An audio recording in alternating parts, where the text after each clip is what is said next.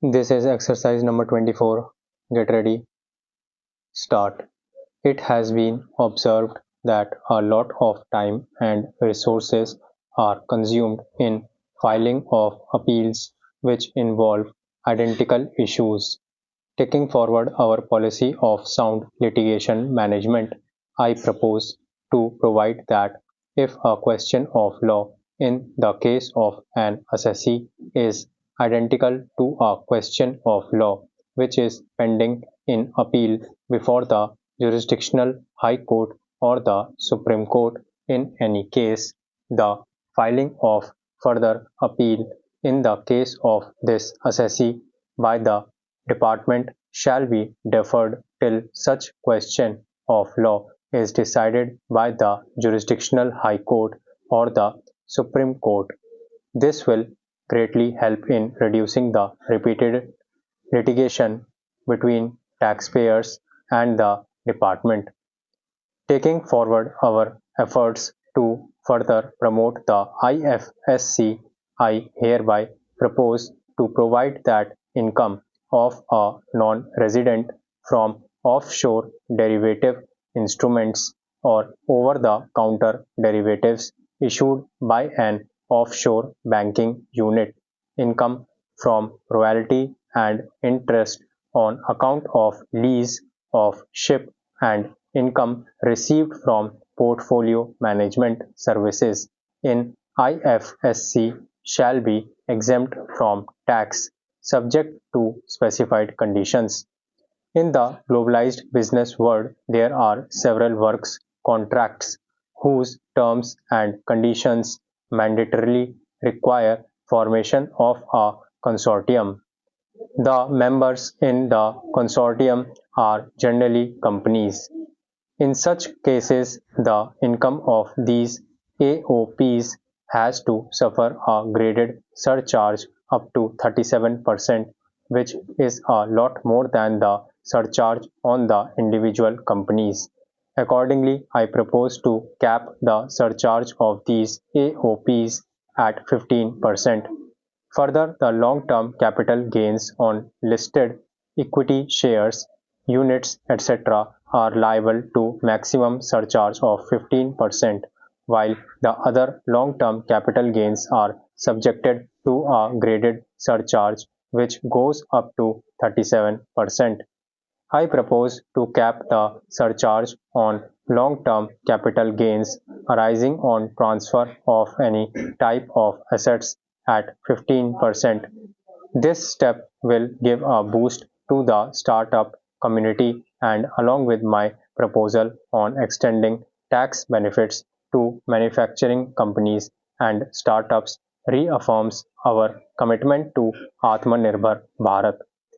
The income tax is not an allowable expenditure for computation of business income. This includes tax as well as surcharges. The health and education cess is imposed as an additional surcharge on the taxpayer for funding specific government welfare programs. However, some courts have allowed. Presently, there is ambiguity regarding set-off of brought forward loss against undisclosed income detected in search operations. It has been observed that in many cases where undisclosed income or suppression of sales, etc., is detected, payment of tax is avoided by setting off of losses. In order to bring certainty and to increase deterrence among tax evaders, I propose to provide that no set-off of any loss shall be allowed against undisclosed income detected during search and survey operations. It has been noticed that as a business promotion strategy, there is a tendency on businesses to pass on benefits to their agents. Such benefits are taxable in the hands of the agents. In order to track such transactions, I propose to provide for tax deduction by the person giving benefits. If the aggregate value of such benefits exceeds rupees 20,000 during the financial year. GST has been a landmark reform of independent India, showcasing the spirit of cooperative federalism. While aspirations were high, there were huge challenges too.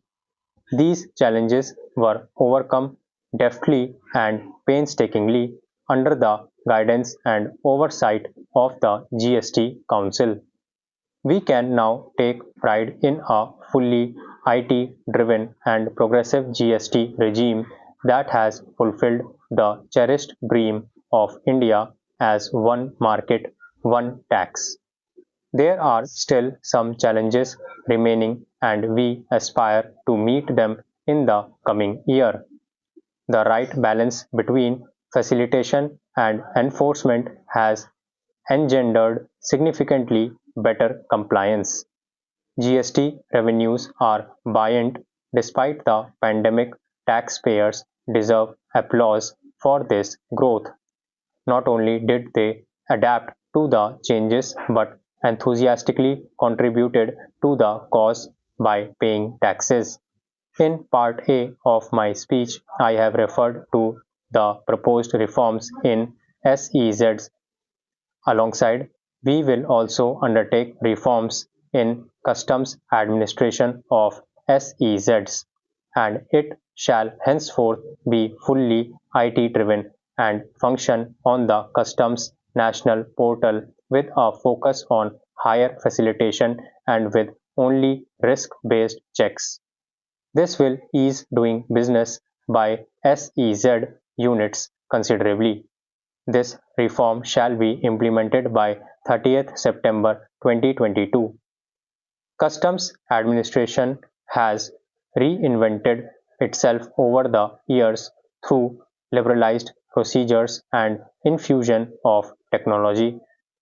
Faceless customs has been fully established. During COVID-19 pandemic, customs formations have done exceptional frontline work against all odds, displaying agility and purpose. Customs reforms have played a very vital role in domestic capacity creation, providing level playing field to our MSMEs, easing the raw material supply side constraints, enhancing ease of doing business, and being an enabler to other policy initiatives in the current year. Stop.